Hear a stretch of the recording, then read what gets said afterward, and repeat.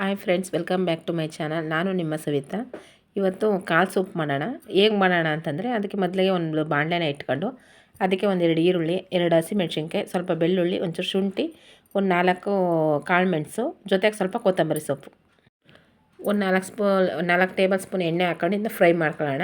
ಆಮೇಲೆ ಒಂದು ಕುಕ್ಕರ್ ಇಟ್ಬಿಟ್ಟು ಈ ಕಾಳ್ದಿದೆಯಲ್ಲ, ಕಾಳನ್ನು ಹಾಕ್ಬಿಟ್ಟು ರುಚಿಗೆ ಒಂದು ಸ್ವಲ್ಪ ಉಪ್ಪು ಹಾಕ್ಬಿಟ್ಟು ಸ್ವಲ್ಪ ಅರ್ಶಿಣದ ಪುಡಿ ಹಾಕ್ಬಿಟ್ಟು ಚೆನ್ನಾಗಿ ಇದನ್ನ ಫ್ರೈ ಮಾಡ್ಕೊಳ್ಳೋಣ.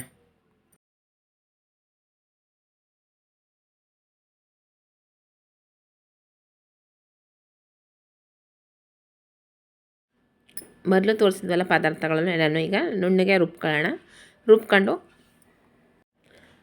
ಕುಕ್ಕರ್ಗೆ ಸೇರಿಸ್ಕೊಂಡು ಒಂದು 3 ಲೋಟದಷ್ಟು ನೀರು ಹಾಕೋಣ.